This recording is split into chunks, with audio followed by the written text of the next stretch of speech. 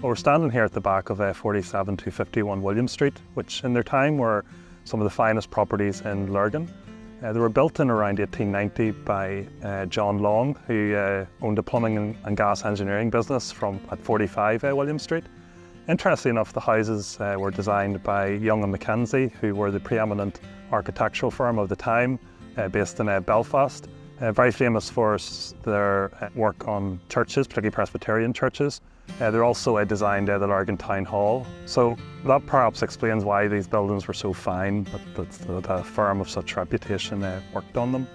Over the years there have been, of course, lots of tenants. So at 47 William Street was occupied firstly by the Evans family, and then by the Kelly family. And of course the Kelly family will be well known to long-time residents in Lurgan, as they owned a fruit and vegetable business. So 49 William Street, among some of the occupants were William Brown. He's recorded as the first occupant of 49 William Street, and I think he was a saddler. Other families were the Best family, the Morrison family, and the Houston family, and it then also became the offices of Campbell and Haughey solicitors before they moved down the street in the late 80s.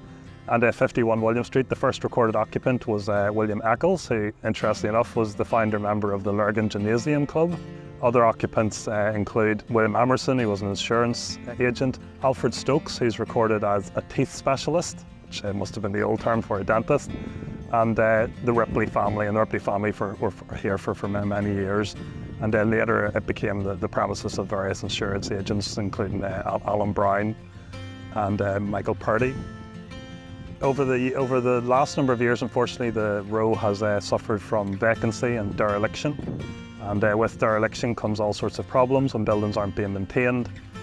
When water gets in, it doesn't take long for them to deteriorate. And this row has long been an eyesore on the street. So happily, these properties are set to be transformed thanks to the Lurgan Townscape Heritage Scheme, which is supported by the Armagh City, Banbridge and Craigavon Borough Council and the National Lottery Heritage Fund.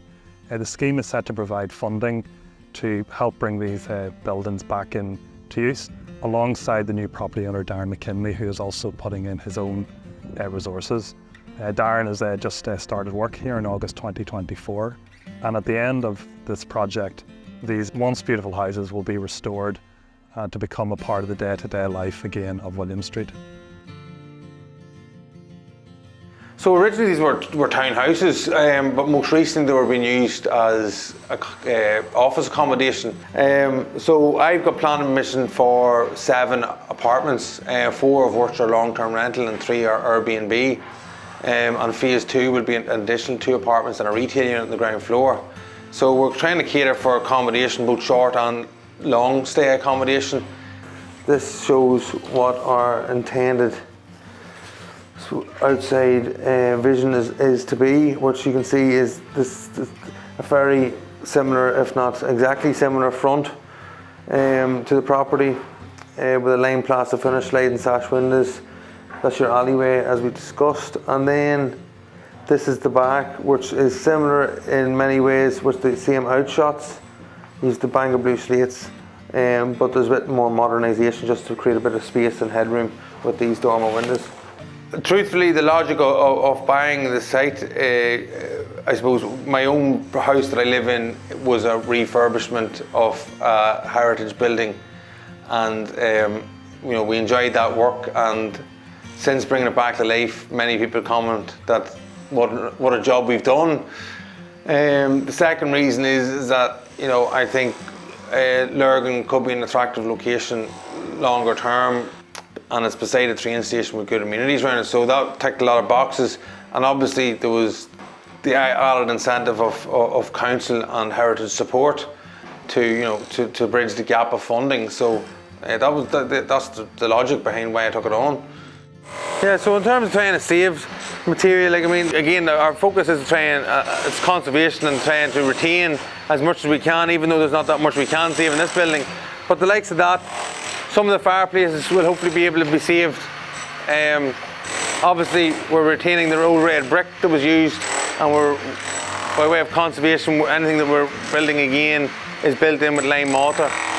So this is the front of the existing structure, where you can see the nice plastered reveals around the existing doorways. They've all been blocked up. They've been blocked up for some time now.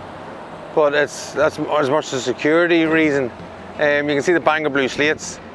There probably was chimney pots on top of them chimneys at one stage. They're not there at the moment, but we do intend to replicate what was the original. So there will be chimney pots going on it. Them dormer windows will remain, and it'll be a Bangor blue slate finish to the roof. The plaster will come off along the front. The cast iron guttering and downpipes will remain. We'll try and retain the existing ones and refurbish them. If not, we'll just replace with a new product. The cast iron rails that you can see on two of the windows there, that will be they will be retained as well. So we'll be retaining that along with the original features that you can see. You can see the back of the roof has been impacted significantly by the extreme weather conditions. With many slates removed, you can see the growth coming up through it.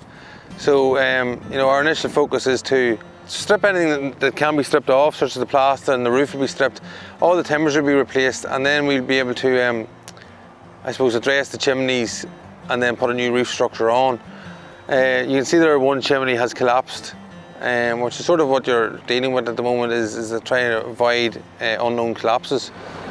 You can see the building's in a pretty poor state, but look, I suppose we're only a short time into the project, and I'm happy with the progress that we've made. And if we continue at this pace, and if we get no hold-ups for be it labour or materials, then hopefully you'll see a big change in 12 to 15 months' time.